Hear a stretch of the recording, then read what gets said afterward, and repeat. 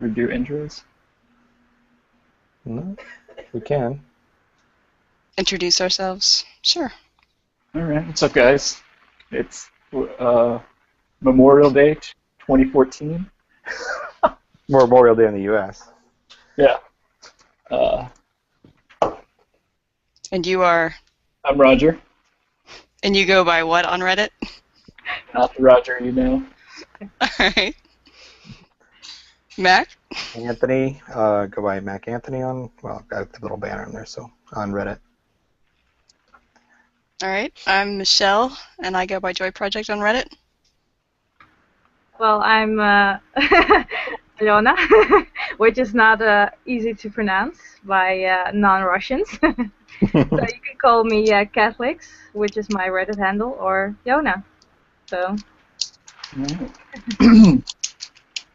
What do you want to start with? Shell? Let's start with our news topics. I like opening with those. We go to the news first? All right, let's go. What do we got? Researchers are learning more about the precise ways paintings and other works of art help patients and families in the healing process. Hospitals are like buying paintings and shit to hang that are specific subject matter to help, like because they find that it helps patients recover. They're kind of like, getting the pets. Yeah. Because it's supposed to be like So there you go. If you draw like Bob Ross type shit. Happy tree. I was about to ask, like, what pictures, like, are they using, like, just like happy trees, or is it like happy people? Landscapes, like nice bright colors, like stuff like that. I don't know. I mean, they're getting into the research now and finding out what works and what doesn't. So. Well, that's interesting. I know in advertising for a while they did a lot of research on like active colors. Like yellow apparently is a very action-oriented color, so a lot of cashier tables would be yellow because that was where action took place to like bring people to the cashier table. And I know like other parts of the store they would do in other colors that would activate certain senses apparently. Well, same thing with like police stations on there, like the drunk tanks and things like that. I can't remember what color it was, if it was pink or yellow or something like that, but they were. Oh, to calm people down? Yeah. Sober them up? I know restaurants apparently do green to make you eat less, because apparently green is supposed to be an unappetizing color. Like red is a very appetizing color, but green is not. Why would they want you to eat less, though? Like all-you-can-eat restaurants? Oh, okay. All right. Yeah, like in at the fancy every cafeteria I've ever been in like a public school, they have had that puke green. It's supposed to be an unappetizing color. Like, what is the sweet tomatoes? They do their walls green to make you eat less, apparently. That's so dirty. Oh, all right. So they're our restaurant. Something that makes you want to puke. But they're just in the research phase, right? Yeah. Let's see. Oh, here's the book club thing. The Goldfinch, the biggest art-related bestseller since The Da Vinci Code, lands a movie deal. Brett Ratner will produce. Wait, did I say that before? I feel like I've said that before. Not on here. Yeah. Should we do? Anybody gonna read this thing? The Goldfinch? I haven't even heard about it. Yeah, I've never heard about it. Yeah, I didn't hear about it either. And I didn't read the Da Vinci Code though either, but I saw the movie. Wasn't super impressed with the movie. Should we start like a book club thing? Like everybody go read the Goldfinch. We tried. We totally like fucking wait for the movie. Is there a synopsis about what the book's actually? I mean, you said it's about art, but yeah, it's like about this kid. He's like a teenager, and he finds like a painting or something, and from somebody, it's like his dad or his mom or something, leaves him a painting, and then he goes to try and find out more about it, and then gets sucked into the world of art. that does not sound like a good book. I'm sorry. No? The underworld, all right. shady underworld of art. Shady, yeah. There's If Mike would write a book, this would. Yeah. For Mike. Oh man, he's gonna get wrecked in this podcast. Oh, What do I have no. a feeling? We're just gonna be just like all over Mike tonight. All right. There's a kid's book called Painted Dreams that's supposed to be about a little girl who dreams about becoming an artist or something. I was looking up kids' books because my second grader, I have to find books for her to read, and it kind of looked like a dull book, but that's a book about art that's already been made. There you go. What was the guy with That's the next on the list for the book club. Painted Dreams. The Goldfinch. It's not by the same person that did the Da Vinci Code, right? It's No. in the similar vein. Is that what they were trying to talk? They're saying it's the first, the biggest art-related book since the Da Vinci Code. It's their only link is that they're both art-related. Okay. Well, other than like biopics on there, I can't think of too many stories that actually revolve around the art world. Yeah, really. This is awful. An Australian artist is defending himself in court from charges of possessing child exploitation material for a piece in which he attached children's faces to images of nude adult bodies in a Is that Melbourne related? Ew. for an art installation. Oh, for an art installation, okay. That was his. Maybe we should just like leave installations out of it, because last time we talked about installations, there was the turtles and the iPads, and I mean every installation we've discussed is just like a bunch of retards What doing is retarded wrong shit. with these people? What is going on, dude? Like, okay, I get that there's like, I don't know, I get what you're trying to say. You know, like kids are growing up younger and younger now, and like fucking whatever. What did Mike say? It's ineffective. Yeah, you don't invalidate the art. You know, don't say it's not art. You need to invalidate it, because then they don't have the argument. I get what you're trying to do, but it's ineffective. Yeah. You know. Oh, Is you Roger cut out, muted? Roger. Yeah, Roger's like sitting there just going off. You lost you. He's miming for us. That's what it is. He's gonna have to mime everything.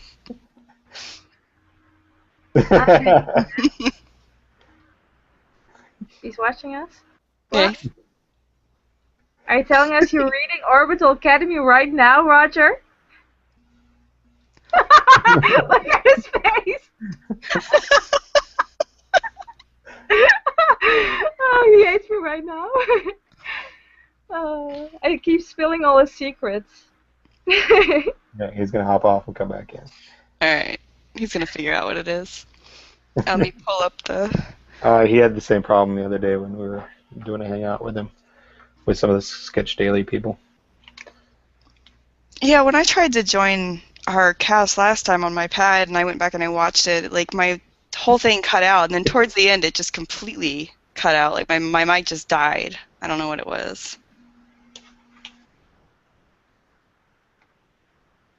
Let me pull up our discussion list and see what we've got until he comes back. Yeah. Well, I actually have stuff to say on the one that he's on, but Well, say it. was kind of waiting for him to get back.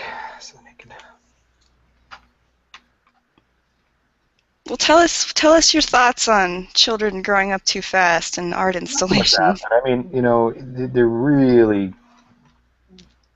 sitting on a fine line there, where everybody gives you leeway as far as freedom of speech goes on there, other than if you start to get into things like that, where it's, kind of brushing on the borderline of child pornography type stuff. I agree. And I'm really, really pro, freedom of speech. I think you should be able to say anything that you want. Doesn't mean people are going to listen, though. No, it doesn't mean that people are going to listen on there. But, that's part of the thing with art, though, too, is you want something that's going to have shock value. That's definitely going to have shock The value. wrong kind of shock, though. Like, he could have done it and, like, put the bodies on, like, dressed teens or something. Or he could have expressed it differently without using nudity. Yeah, he could have, but technically he's not exploiting the kids, it gives a really borderline message, but, it's... What are your thoughts, Kat? Well, my thoughts are, message really that unique and important to have the need to, do this sort of thing? It just feels kind of like this stunt, just to draw attention from people. I think it's what a lot of shock art is, though. Is Yeah. like the message itself isn't so unique as they found this way that they think is unique to express it, and it really is just shock art. It comes down to a very simple thing. I forget how a Yeah, gimmick. but still, it has to have some sort of purpose, you know. Shock. Have you guys heard about this show a couple of years ago on the Netherlands? It was on the news worldwide. It was in Dutch. It was called the Grote Donor Show. So the big donor show. It was like this stunt to get people to sign on to become a donor. Like To sign up for that, because the blood or donating what? on the show was there was this girl who needed some organ, I don't know what, and there were 3 candidates who could donate it to her. And then there was so much controversy about this that they wanted to show this on television, and there was also this controversial network that showed this, and it was all a stunt. They weren't really going to pick a donor for her. I think it was kidneys or liver, I don't know. Something you can live without. Or partially without. That's kind of shitty. I think so you can live with a people partial of both of those. So, people really got angry about that they were doing this game show thing, and it ended up they ended up getting like 10,000 new donors signed up because of this stunt, and it was broadcasted all over the world. And this was also meant to be this huge shocking statement, but it had a purpose. Which is to get donors. Yeah, because there aren't enough donors in the Netherlands. There are in Belgium where you have to opt out for a donorship. No, you're automatically a donor unless you opt out. In the Netherlands, you have to opt in. I did not know that. Yeah, it looks like here you have to opt in. Yeah. So this stunt had a purpose, and what purpose does that that installation have that we don't already know? No. Right. It's like, yeah, I knew. I mean, this is in the news like daily. Kids growing up too fast. I mean, what purpose does it have to, be skeevy about it? All right. I think that falls back on. Go ahead.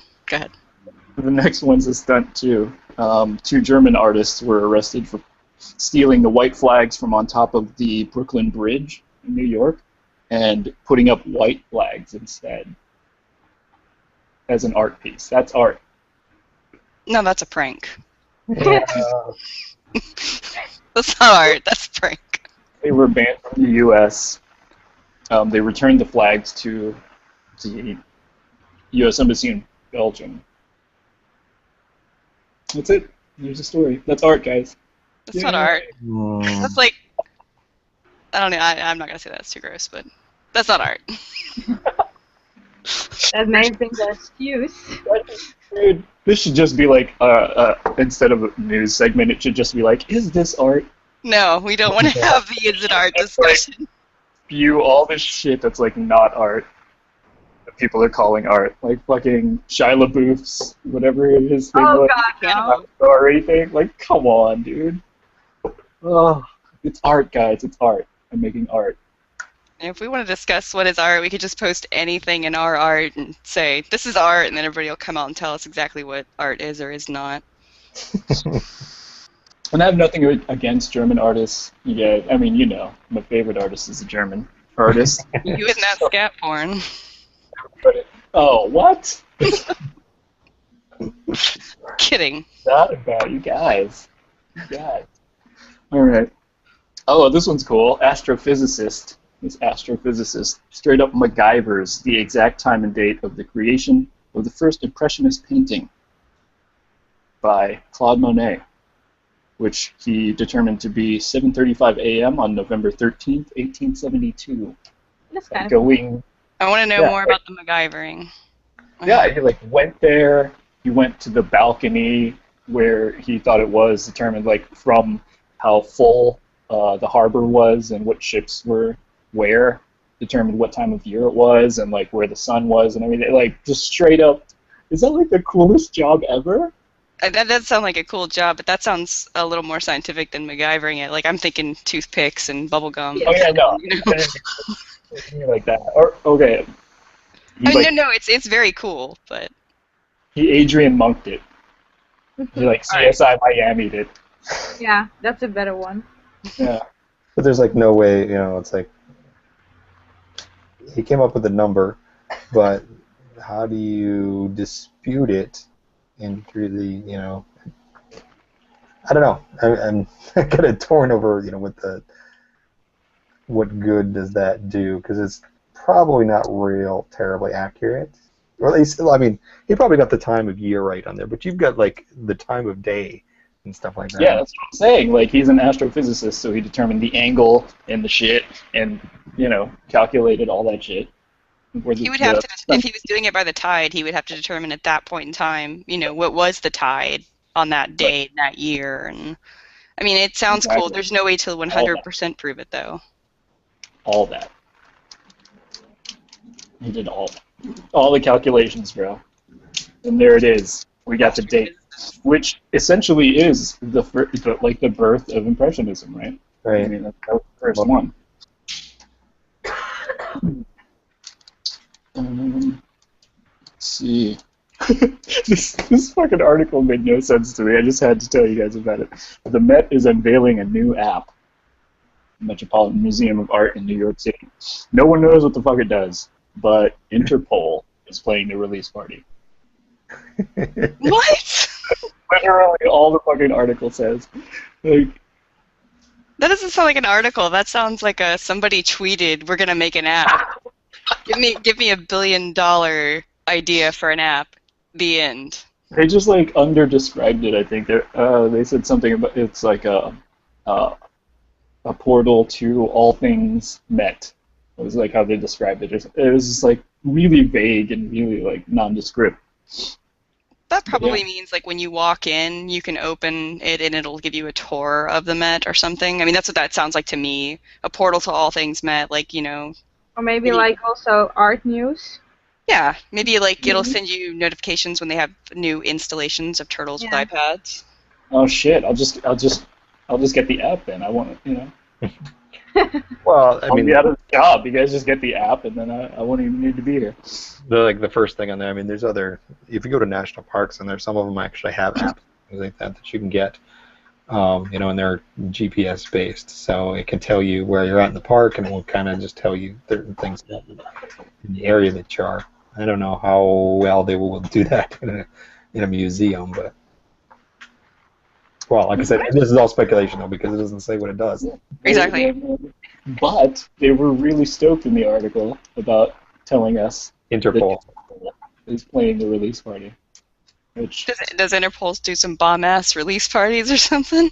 I don't know. Well, they haven't made an album in like it's like 2010 or something. So apparently they're playing stuff from their new album, debuting it at this party. So I guess that's good news, right? In the year 2014, we have release parties for apps. All right, here we go. This is at you, Michelle. At you. This is what you get for bitching about the statue in India. Okay, Fuck you that ready? statue. Oh my God! All right. Are I you had sure? more discussions with Dan about that fucking statue too. Are you sure? Fuck that statue because let's see here. I have more opinions on that statue if you'd like to hear them. How about your opinion on this statue? An Amy Winehouse statue. Oh, Who's God. being What erected. is that? What do you think of that? Tell us about that. Tell us about that, Michelle. Okay, I have an opinion on this. All the money that they're putting into making this statue, and we're like, oh, it's going to be part of history. It's like, wouldn't putting that money into scientific discoveries also be a part of history and also be more economically economically responsible? I mean, you're making a goddamn fucking statue that doesn't fucking matter. Don't get me wrong, I love art, it enriches our lives, but this statue doesn't do shit for me. Yeah, it's gonna do shit Go for cure you. cancer. Fuck that statue. It's gonna well, I mean, it's gonna do great things for that community. It's gonna You be never know. Maybe it'll like attraction now, you know. distribute cocaine or something. You know. How is that helping people? What do you think about this stupid fucking statue? What do you think, Mac? Amy Winehouse, let's go. In London, in her old neighborhood in London. That's what's happening. Was she actually even British? Apparently, it says they're erecting it in her home neighborhood in London. Okay. She is now, apparently. Apparently, yeah, they're like posthumously claiming her, and Yeah. like She's theirs now. They can have her. Jesus Christ. Maybe they have really good rehab over there. I don't know about that. Alex, what do you think?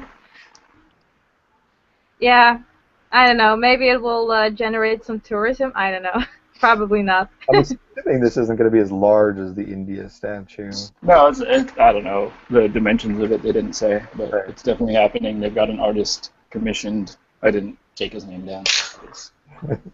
It's fucking Amy Winehouse. Like, yo, sup? Yeah, I mean, My first thought was. Oh, go ahead. You know that episode of Firefly when they erect a statue of Jane? Jane. Yes. This is what I think of. That fucking statue. It's like made out of shit or some mud. It's made out of mud.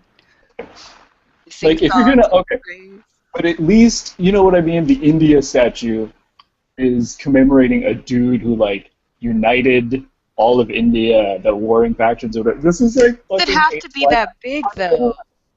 How you gonna, like, idolize? I don't know. I mean, I get that we, like, you know, make people way cooler or whatever and idolize them, but, like, Amy Winehouse. Like, where's my Biggie statue? You know what I mean? Brooklyn? Where you? Yo, L.A., Compton. Where's my Tupac statue? Why didn't Ian Curtis get a statue? He's better than Amy Winehouse. We can't get a Tupac and Biggie statue. Then I don't want no Winehouse statue. You know what I'm saying? Tupac got like some cultural center named after him or something like that. I ended up looking it up after I ended up having some conversation online on there. Somebody was complaining about when one of what's his name from the Beastie Boys died. Can't remember his name. The Beastie Boys died? Yeah. I didn't get that email. Well, that was, I don't know, maybe like a year and a half ago, something like that, 2 years ago. We should make a statue for Walter White. Go ahead, Mac. They named a park after him or something like that, and somebody was complaining about it, and they were bringing up Tupac and all that on there. And I looked it up on there, and he actually has like some cultural center named after him. Oh, okay, so there's no statue, so I can keep pitching. There's no statue, but there's like a building that's got his name in Give it. me a fucking Tupac statue. Come on, people. Let's go. I don't know, would you rather have if you die, would you rather have a building named after you or a statue? Building. I want a fucking 600-foot statue. Not the Roger you know. Nude. He has special needs. Special nudes? Yeah. Special needs. Here we go. Superman comic book. All right, Sold for $3.2 million, bro. $3.2 million. that's collectors, though. Yeah, but it's... I mean, that's too much, but that's collectors. And you know how collectors and fanatics are when they really get into something and they have more money than sense, they're going to spend it. Yeah. I mean, I love comics. I do. And I've got most of the Saga comics. I don't have the first one because I didn't buy it when it came out, and it goes for like $350 now, and I'm not going to spend that. But there's a lot of collectors out there who would, because Roger's like, I'm gonna sell my first edition.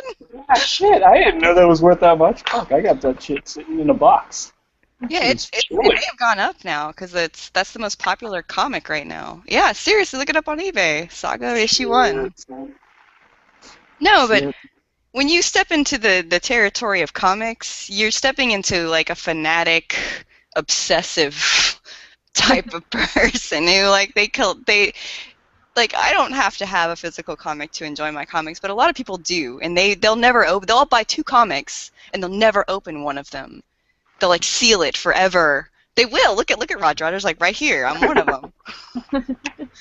No, I used to. Did they say who bought it? Yeah, it was like it's a big comic book store in New York. Oh. That makes more sense. They're gonna hang it on their wall. So it wasn't a private collection thing. It was actually. Yeah, they just wanted it to have it. Yeah. Just have it to invest in. I guess they're gonna put it in their back vault. Well, in some place like that, I mean, they could put it on display or something like that. Yeah, exactly. And that was the first. Or that was the first Spider-Man, like back from the 50s. The first Superman, Action Comics #1. That's like from the 40s or 50s, right? Yeah. Down there. No, it was 38. 1938. Wow. Wow. I remember reading about they did a Superman comic for a while that was like Superman fighting the Ku Klux Klan or something. I was listening to This American Life, and like kids didn't like their dads at that point if their fathers were in the Ku Klux Klan. It was like this whole propaganda thing. I love old comics. Like I love like the old sci-fi magazines and the old comics. That's pretty cool. I read Cavalier and Clay just for that. Cavalier and Clay was an awesome book. It was. But yeah, the some fun facts about this. It's only one of 50 that are unrestored. So there's only 50 of these in the world. The original price was 10 cents. Yep. The previous record was 2.1 million in 2011. And that one sold. It was sold for less because it was like yellowing and lower quality. But it once belonged to Nicolas Cage. That's just random trivia there. I don't think he's really a fan. I just threw that in. All right. Last thing. I found a Robin Williams art-related news story. Oh. So, apparently Robin Williams was given a Picasso painting by the Disney Corporation as a gift for the way they screwed him over on Aladdin. Okay. How did they screw him over on Aladdin? He was originally cast for just like a very minimal role. Like on script, the genie was a really small role, but he improvised a lot of shit, like a lot of really good shit, and they kept a lot of it and like put it in the movie. And so he turned into like, I mean, you've seen the movie. Genie. Like, Genie is like a huge role in the movie. Exactly. Everyone remembers Genie. Yeah, but he only got paid like the small whatever for the original shitty like role with only a few lines, and apparently he never gave his consent or whatever to have his voice used for promotional stuff and whatnot, but Disney did it anyway. So they're like, here's this Picasso. Yeah. Now go do What Dreams May Come. Yeah. There you go. What are your thoughts on that, Mac and Kat? Yeah. Well, I thought there was gonna be more to it, like they were like trying to get it back or something now that he died, but. No, that was it. Okay. Hey, if he's really into art on there, and that's how they're gonna, repay them back on there, I wouldn't mind something like that if I was in that situation, I wouldn't. Probably better than. yeah, I guess I mean, if you don't need the money. it's just so weird. I mean, like, maybe they just, maybe he's a Picasso fan. This is the agreement they came upon. I guess. I remember reading somewhere that he agreed to do What Dreams May Come because he's into art and he felt it reflected his own feelings and he loved artwork. Like have you seen What Dreams May Come? I have. Yeah. It was really fun. Love It that is movie. beautiful. It's very artistic and the whole painting scenario. But if that's true, then I can definitely see where like that would be a very thoughtful gift from Disney. But I don't know. I I mean, I would totally take the Picasso painting. That'd be fine with that. Yeah, if I didn't need the money on there and they're compensating me that way on there, it's decent compensation. Depending on what it was, But You don't want the ear cut off if he painted that. no, that No, that was Van Gogh. Richard, apparently. Yeah. All right, that's all my news. I saw that you put on here you wanted to discuss social media, Roger. Oh yeah, that was like. We never had that discussion that I remember, unless you guys did. Oh no. What did you want to discuss about social media? Just I don't know. That's kind of a vague thing, but I remember like when I first started and didn't have any of this stuff, and you were the one that was like, hey, yeah, you should do Instagram, you should do Tumblr, don't do DeviantArt because that shit's weak. You sort of guided me through like the pitfalls and whatnot, and so I'm thinking like it was useful information for me. So I think. So it'd probably be useful for our viewers too, like if they're looking to get out there and meet other artists, and I think one of the best things for a new artist to do is to go out there and appreciate the artwork of others and to reach out to those artists that they appreciate and get a dialogue with them.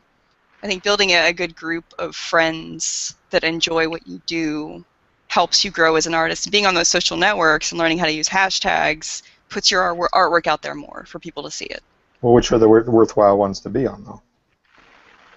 For me, I would say Twitter, Instagram, and Tumblr are the ones that I feel are the best. They really do expose you more. As far as like Facebook goes, Facebook's going to make you pay for ads, and if you have a Facebook page that's not like your personal page and you put a hashtag, it doesn't actually show the hashtags or something. And you can search for hashtags on Facebook as far as I know. I think like if you find somebody else's hashtag, you can click on it, but you can't search for them. Yeah. Instagram's one of the better ones just because it's so image-based. Yeah, and so easy to reblog on Instagram. Oh, on Tumblr. You mean Tumblr? Tumblr's another really good. I thought you were being sarcastic. No, Instagram is the worst. no, come on, man. It's so late. You gotta take a screenshot, do all that. My brains are fried right now. What social networks do you guys feel like have been a good experience for you outside of Reddit? Because we all know the Reddit experience. Well, actually, if we're talking about community, then DeviantArt isn't really that bad, especially if you're young. There's a huge sense of community. You can also write journals, and people can easily respond to them, comment on them. You can easily find communities which are like theme-based or medium-based. But, it's just that the DeviantArt community is so young. It's all teenagers. Yeah, that's the problem I ran into with DeviantArt. And I don't have a problem with DeviantArt. I don't like how they set up loading up the pictures and all, but I just noticed it's a lot more like people who draw anime, a lot of 14, 15 years old, 15 years old, and I'm a little older than that, so yeah, I exactly. don't feel like I fit in. Yeah, so there's less serious artists, I think, there's more drama, of course, but if you're starting out, it's really not bad. It's just the problem I eventually had with DeviantArt is that it took so much time for me to even post something, because then I have to think about what kind of title do I give it, and and what kind of description, and I was totally over that. And then Tumblr came along, and you only have to post a picture, and that's actually enough for people to notice. Right. Yeah, that's part of the thing is I had with DeviantArt is there for a long time, but it wasn't. I never. Yeah, they had groups and stuff like that, but it never really became part of any of them. So it's like I would join them and participate a little bit on there, but I didn't really gain any traction in any of it. It seemed to be you had to put in a lot of work to be able to get that's true. out of it. At least that was from my experience. Maybe I was just like doing it totally wrong or what, but I don't know. But that was my biggest struggle with it. Yeah, and I felt the same way about DeviantArt. It's just that when you're trying to fit in with kids and you don't want to be dramatic and shit. Like Tumblr's nice because, like Kat was saying, you post a picture. If somebody likes that picture and it has a hashtag relevant to their interest, they just hit the retumble button, and then somebody else sees it, and gains momentum that way. Yeah, and it makes it. It kind of almost reminds me of like the whole Netflix thing on there. That you always had a bunch of people pirating videos and things like that until things like Netflix came along where they made it so stupidly easy to get this stuff on there that people just stopped. Well, not everybody, but I mean a good portion of people have stopped pirating it on there because it's just way easier to pay a small amount and get it that way. Well, Tumblr's kind of like the same thing on there. It's just they made it so easy to redistribute somebody else's stuff on there that you see fewer people like stealing it. Although there's still issues where people try and take credit for other people's stuff. Whatever, but it's easier to follow it back to the original artist, the original person who posted it. Yeah. Because it's to be able to steal it, you have to do more work than it is to just legitimately give them credit. Yep. I think Pinterest is a bigger offender in stealing other people's work or reblogging shit that doesn't have a clear source. Yeah, I don't like Pinterest. I couldn't get into it because I couldn't find the source for a lot of things. That was my issue. Yeah, you end up having to take that and like search on Google Image or whatever. Exactly. I only use it to save my recipes. I think a lot of people use it for that. Yeah, no idea. No clue. Like, I don't know. I was trying to get like organize like a mass dude invasion of interest because I saw that it was like some stat on the internet that it was like out of all the social media sites, it's the most gender skewed.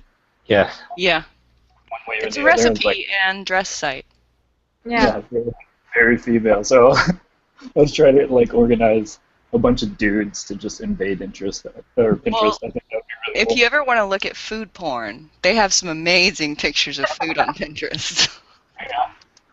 They do. I think there's an R food porn on Reddit though. Oh, there is. There's an R any porn. I've only been on Instagram now for like a few weeks now, but I've liked it a lot because it seems to me like out of all of the other sites on there, that's the one where I get the most like random people liking it and attraction for other people, or bringing in random people to see your stuff. I wish there was an easy way to share pictures on Instagram, like because there's tons of people that I follow that I love their art and I'll like it, but then I want to show that artwork to other people, and there's no good way for me to show it without like screenshotting my phone and then like reblogging to give credit or whatever.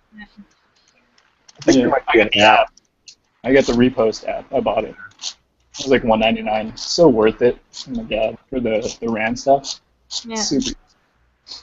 It's just one button. It makes it like the effort Mike went through before that. I mean, he had to screenshot, then edit it and upload it and everything. Like crop it, recrop. Yeah. That was me doing that. Oh, You bought me, and then now it's fallen to me. But now it's hella easy because I was just like, that's worth $1.99 to not have to. Yeah, no kidding. Like, fuck that. I should get that for days when you have a day off or something. I'm gonna look that up right now. Mm-hmm. All right. So we're recommending Tumblr. Everybody loves Tumblr here, right? Oh, yeah, Tumblr is a great place to. I mean, it's even to see other people's stuff on there. That's the first place I usually go. Yeah. Tumblr, Instagram. Yeah. Sort of DeviantArt if you are under 17. I think so. That's what we're saying. We're going with that. Twitter. And mainly Third final. into anime.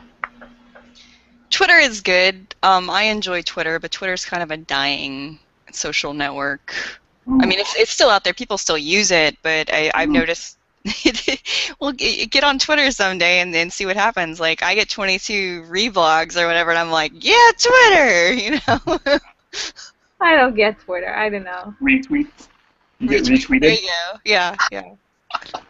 I mean, I know how it works, but it just doesn't. I don't know. It doesn't work with me. I don't know how to use it. How to use it correctly. It's Remember this day, Monday, September 1st, 2014. The death of Twitter declared by Michelle. Right here. Time of death. I'm a soothsayer. There it is. We're now entering the post-Twitter world. We're post-Twitter now. All our art is going to be post-Twitter. That's the movement we're starting.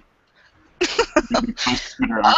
I posted my some of my WildStar art on there, and it got the attention of the devs, the Carbine devs, and they retweeted it, and so I got contacted by them. So that was cool. So that's something that I should say for any of our viewers is, if you're doing fan art and you can contact or you can tweet at the creators of any of the companies you're doing fan art for, they love that stuff, and they will get you exposure. They will retweet your stuff. They'll give you credit, stuff like that. That's where I find Twitter is better, because there are a lot of devs on there. That's what they do, their status updates. You know, this is what we're working on in our game, etc.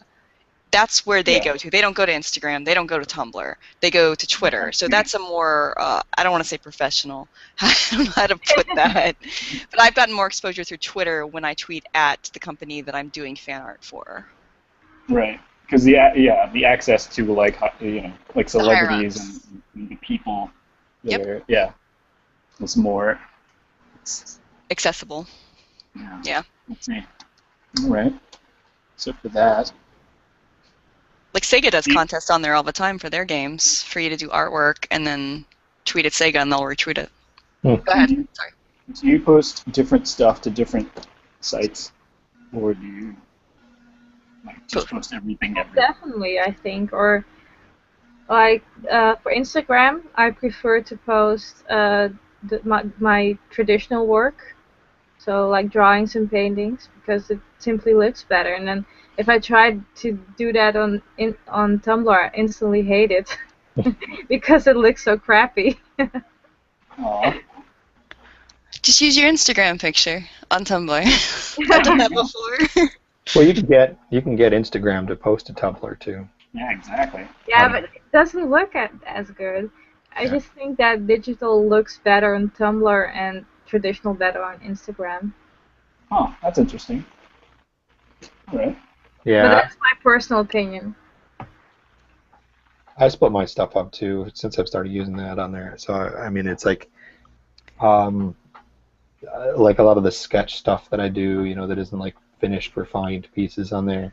I've been putting all that on Instagram and stuff. But a lot of times I just take a picture with it from my phone. But anything that I like scan in or do anything like that on there, I always go to Tumblr and then to Instagram and everything else. And then DeviantArt eventually, like once a month, I go and like backlog fill the stuff that I've, you know, kind of thought did fairly well. I went over fairly well. I'll end up putting it on there, and then it will get like, you know, one favorite.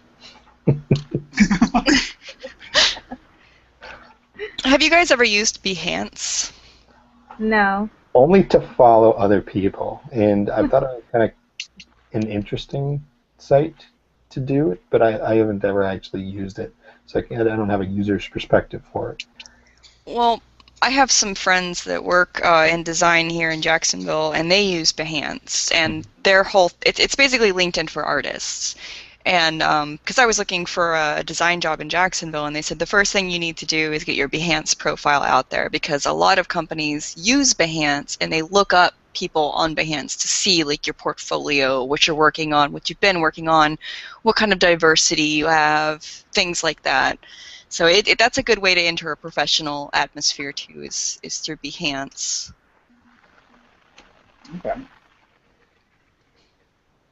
I think with Behance, the handy aspect is that you can divide your work in certain projects, or certain themes, so that if you're working on this bigger project, or if there are more pictures to it, and everything is nicely organized there. Yeah, I like that too, that you can separate it by project, or you can separate it by, like, this is my traditional work, this is my digital work, and then I did this one project where I have all these progress shots, stuff like that. It's really nice. All right. So that's the number one pro site that you're saying is Behance. Not like like you said you didn't like Elance, right? Elance is more of it's where you go to look for work. It's freelancing, and unfortunately, Elance is open to the world. So as far as design work goes, a lot of Indians will underbid for jobs to the point that you can't really make a living off of Elance anymore. Fair enough. Do you know how bidding works in freelance? Yeah. Okay. And what you do is you go to Elance and, like, everybody bids, and then the person looks at their profiles and says, okay, well, this is how much money I have to spend on my project, and your profile meets my expectations, so I'm going with that. It's like, I'm not going to beat, they want a logo for $6, and they want it done in 5 minutes. Bam. Yeah. So yeah, I stay off of Elance. It's really good for programmers. But again, that's another one where there's a lot of Indian companies that are American parent companies that will outsource to Indians, so they get cheaper work. Huh. Did not know that. All right. About Etsy. Should we discuss the big Etsy? You guys know more about Etsy than I do. I think Mac's big into Etsy. Not big into it. I think I might be the expert in Etsy. That's a lot more than I have. I've got, multiple shops, and I've been there for years. Tell us about it. What are your experiences? Well, my experiences is that it's kind of hard to get your work known to the bigger public. They also have this weird algorithm for the search function that changes every couple of months or years, I don't know. And it's just harder if you're not already established there. It's hard to break through, to be found. And especially with art, this is kind of tough because if you're looking for a necklace or a dress, you type in these keywords like red evening dress, red evening gown, and then you search. But if you search for art that you might like, what kind of tags will we look for? Right. You just want to browse, and then if you browse, then all you're getting is the popular stuff that's already been sold, like, I don't know, hundreds of times. So So it's right. you have to put a lot of work into Promoting yourself. Yeah. To get ahead in search, and for people to find your stuff, and like this big thing on Etsy is making treasuries. So it's like you have this 16 slots you can put stuff in, thumbnails in. And you usually do it by theme, like, I don't know, maybe a color theme or a Christmas theme, I don't know. And if it looks appealing, it may get to the front page, or, that sort of stuff. But even with this, it's mostly promotional stuff within Etsy itself. So people who also have Etsy stores and also want to get, want to get noticed. So you're only promoting yourself to other sellers, which you don't really want. I see. Okay. All right. On the other hand, sellers are also buyers. I buy a lot on Etsy, like a lot of gifts and stuff. Yeah, I was about to say, I go to Etsy when I want to find, like, personalized gifts and stuff. Yeah. I've never sold anything on Etsy though. I tried to sell on Society 6 and I didn't like their markups, so I don't have that store anymore. Well, it's the nice thing about Society 6 is that you don't have to worry about a lot about stuff like Google search engine optimization stuff or how to promote yourself. I mean, it's just everything is automatically. You know, you put prints up, you do that one time, and then it's done. You don't have to do anything about it. But Etsy is constant work, constant fucking work. So, can I curse in here? Well, at Society 6, they provide all the materials and do all the printing, Yeah. and that's why they have the markup that they have, because they say, you know, our materials cost X amount. Over that is what you're going to make for your design. Yeah, I mean, with Etsy, they say like 80% of your time is promoting stuff and not making stuff. Okay. So we're gonna you go have on to Etsy have then? a lot of time to invest. And yeah, the Society 6, you don't have to worry about that stuff. Okay. I think Etsy's more for handmade stuff too, whereas Society 6 is like you can buy an iPod case and you can buy a tablet case and, you know, stuff like that. It's more standardized. Yeah. So if you're looking to do standardized prints, Society 6 might be a better choice, but if you're actually like hand making something, Etsy would probably be a better choice. But as she said, it's a lot of self-promotion. It's a lot of work. Or if you want to be totally hands-off and you don't want to sell originals. Yeah. You know, then Society 6 works pretty good because it's you put it up there and that's it. You know, you can promote it whenever every couple of weeks they have a free shipping thing. You know, which gives you an opportunity to send out. There's one right now. Till the end of today, I think. Yeah. Yeah, today's the last day. Yeah. And what else are you going to buy? An Omar onesie. I Yeah. don't know. Maybe What's it's that? on Society 6. I actually sold one of those. To cat licks, apparently. No. I don't have kids. No. But yeah, I'm still trying to get a hold of the whole Etsy stuff. Oh, Roger, you've got your. Did you get some prints up there finally? Yeah, I put 2 up. And that's it. I haven't done like literally anything else with it. I don't know how it works. Like ever since Catlix was like, yeah, their search engine stuff is like blah blah blah, and the algorithm, I was like, oh shit. Well, I totally did it wrong, and now that 40 cents or whatever is gone for posting those things. So. Yeah, that's one thing. I mean, it is pretty inexpensive. Society 6 is kind of nice because you don't to put more stuff on there. There's no cost. You just put it in there. But if it's like traditional work on there, you have to go through just all the editing stuff to get it to work right. But if you're making prints anyway, it's not going to matter. Yeah, silly me. Like, I made the title of the product or the listing like the title of the painting. Right. Title. Like, what an idiot! Like, why would you do that? It's so dumb. I did that too. It's a title. So the title. It's just like, what are you doing? Nobody's gonna get that. So we do this. Here's an idea. How about we do like literally all of Mike's topics? He's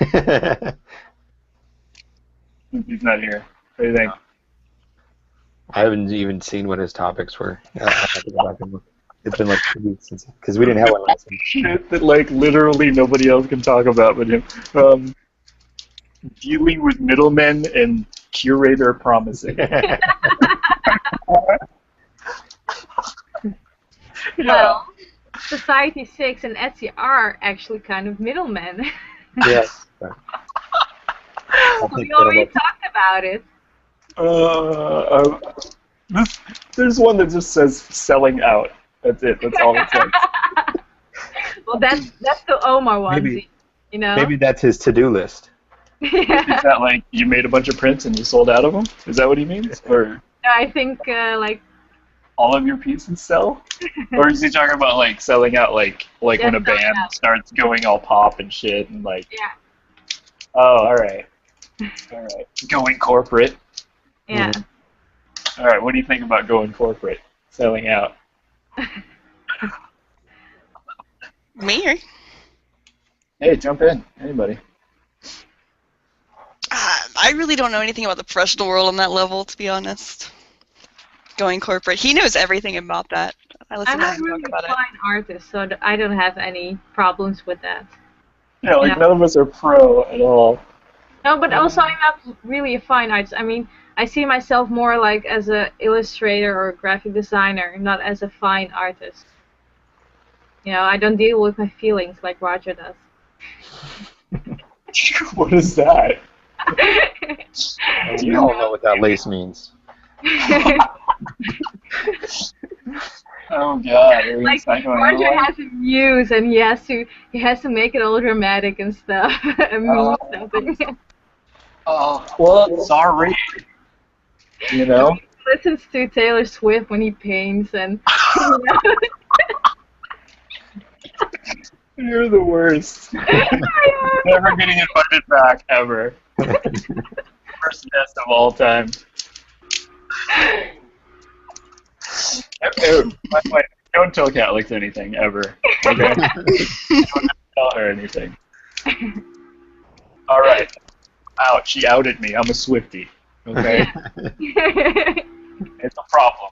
I understand the problem. I listen to way too much Taylor Swift. Is it a problem though? Is it? I don't think so. Oh shit! It's just like, I don't know, dude. You have a Taylor Swift addiction, but it's not a problem. It's I wouldn't say it's a because for me, okay, like I found out a long time ago that like I could easily myself manipulate my own emotions. So like if I'm feeling shitty or in a shitty mood, there's like 4 things that I can do that'll instantly cheer me up.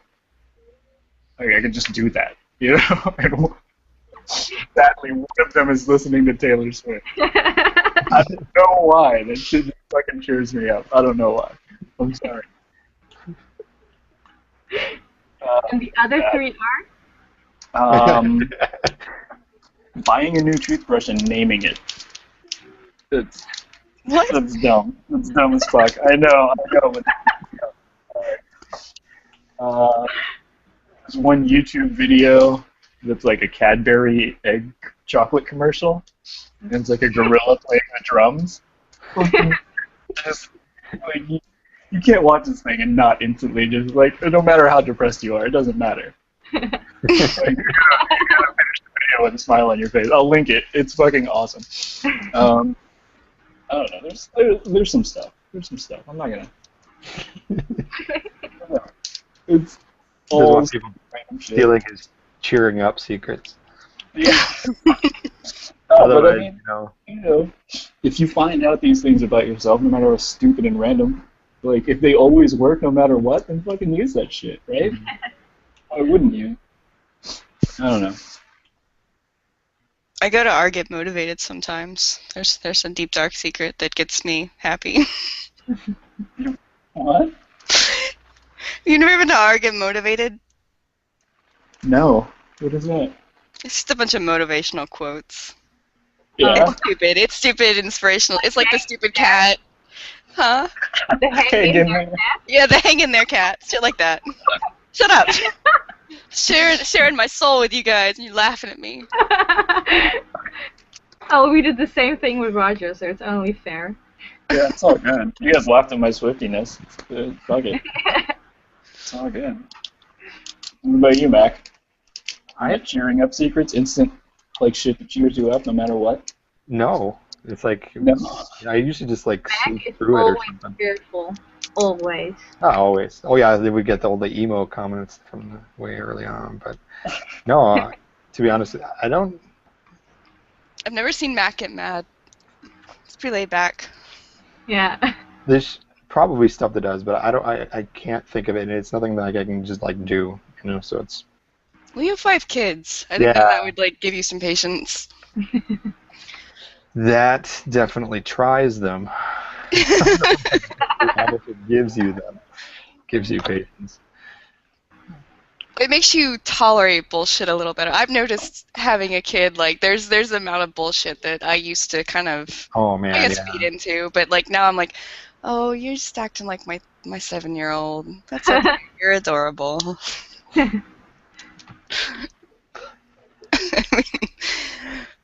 I see that a lot with people that are in their young 20s. They're just like, they act like teenagers sometimes. And I'm like, oh, that's cute. Wait till you get to 28. You won't care about that stupid shit anymore. Yeah, you definitely gain. There's certain things that I just used to be embarrassed and unable to just deal with on there, and kids just totally just pull that away from you. You know, like calling people fat in public. you know, it's just it takes a lot of your ego, and definitely gets rid of it. Yep. Puts you back in your place. So, but to be honest with you, I think it's pretty much a good thing. So, but, no, I wish there was something that I could just do that would change my mood like that on there. But no, I like drawing and listening to music are like the only two things that I do to just get away from people, and that's like the only things that I can think of that even come close to that. But I call it having Zen time. It's the time that you take for yourself to just, like with Roger rebuilding his Rubik's Cube. It's Zen time. It takes you away from your problems. It makes you force your thoughts on something else. And once you've done that, you kind of come back to your problems and you're like, maybe it's not that bad. Or, okay, it is that bad, but I'm over it now. Yeah, we should actually do a segment about that. About what do we do? How do we get over? Because every artist has that depressing moment. That maybe I'm not as good as I thought I was. We should have a segment about that. We should think about that this week. After pretty much every piece I do. Yeah. Ours is Mac's depressing moments. That's funny. Mine is right after I start. Like before I start, I'm always like, oh, this is going to be awesome. It's a great idea. And then I started, and I'm like, this looks like shit. What am I doing? What is happening here? This is going to turn out so bad. I noticed that a lot of people have that moment about 20 minutes in, and I don't know what it is about the 20 to 30 minute mark, but it's about 20 to 30 minutes in, everyone hits it, and they say, this looks like shit. I should have done better. It's only been 20 minutes, but they're like, it should be done by now. I mean, they do, but I watch a lot of videos on there, and you see even these really good guys, and you look at it just a short way in, and yes, it does look just bad because it's just you're starting to build structure and you're starting to build values or whatever it is that you're doing, and it's not going to be pretty at that point. I don't. So I've gotten over that, at least that point on there while I'm working at it. I always hate it. It's like. The worst is when I actually scan it in, and then I think, oh, I did so good, and then I scan it in, and I'm like, oh, shit. I know, that's the worst. That nose is a little skewed, or that ear is a little too high, or, oh, man. And her boobs are much bigger than I thought they were. Yeah. That's the point. Like, it's somehow if you scan it, it's all the wrong perspective and proportion. Yeah.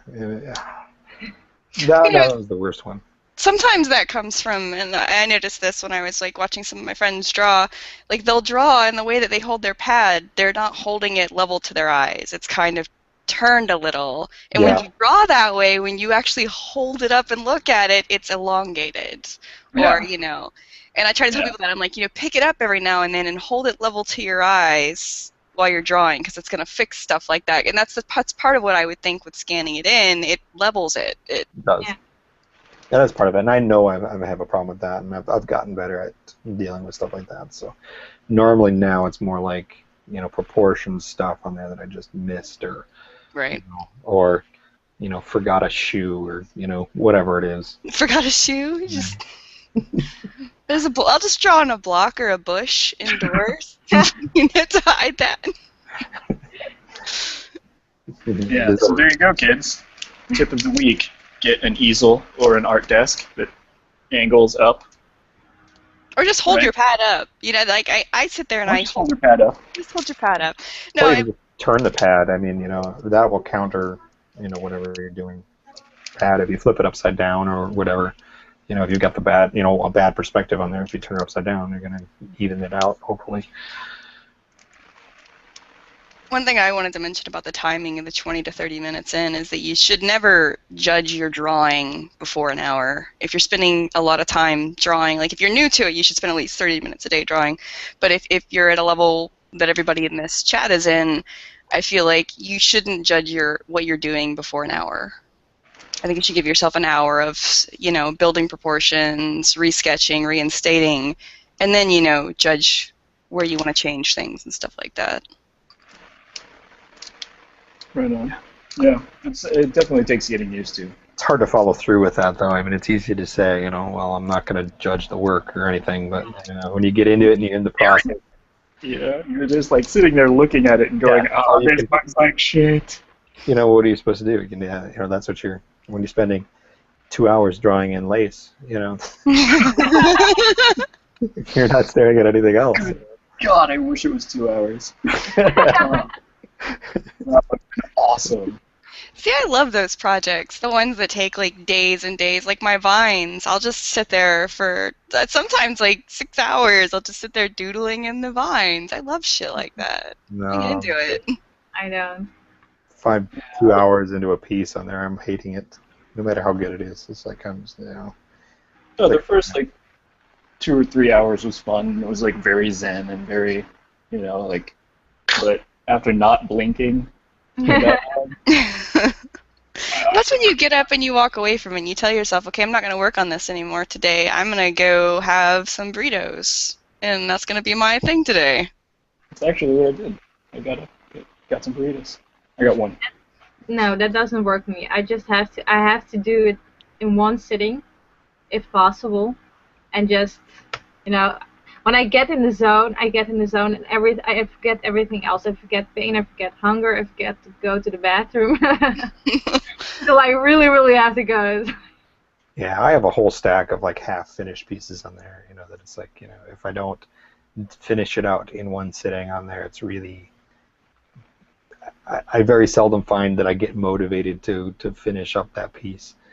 Just lose interest. Yeah, I do, and just like, well, now I have so many other better ideas now that I would rather focus on what I was doing last week. Yeah, I got other shit to work on now. Well, that's the reason why I try to do everything in one sitting. If I don't do it in one sitting, unless there's like some, I don't know, essential urgence to it to finish it, I'll just it will just disappear in my folder of of PSD files or something, or in my sketchbook, and I'll forget about it. Oh, see, like if there's a drawing I'm working on, I view it like a raid boss. I gotta do my progression on it, and I gotta donate my time to finishing it. She said I do it like a raid boss. Yeah. What? Nothing wrong with that. Oh. Progression shit. No, but you do like multiple attempts at pieces too. Like I've seen you like print off several copies of a piece and do different color schemes on it, which is crazy. It's fucking raid boss. I gotta get my fucking item to drop, man. Yeah, we did bad on this attempt, but we've got others. We'll do better in the next one. Alright, guys, we've been here for 5 hours. So we're gonna call it tonight. Yeah. It's good. We're gonna mix up. Have you guys heard stories of raiding? Is that what you're laughing, Mac? Oh, I've got plenty of friends on there. I don't. Those aren't the types of games that I end up playing. Probably because it's like the same type of mentality that I can't deal with my art. But but I at least know what you're talking about. Yeah. All right, I think that's our hour, actually. Hour plus. Oh yeah, we've gone further. Any last thoughts? Oh shit, I had a whole other thing, but Mike's not here, so I can't do it. So never mind. Okay. So we'll save it. Yeah, he should be coming back. So. We're gonna have to make him watch this. Yeah. I'm sorry that you're up so late, Kat. Oh yeah. Thanks, It's Kat. only slightly later than usual. Thanks, Kat, for having you. It was a pleasure having you. Yeah, It's well, a pleasure to be here. We'll have to get you back in. Maybe we can try and do one like earlier on Sunday to have her on. I don't know. Just like I know that your kids are starting school, and Sunday's a weird night for me because I gotta get up tomorrow morning too to take my kid to school. So. Okay. Well, I'm going to shut the broadcast off now. Good night, everybody.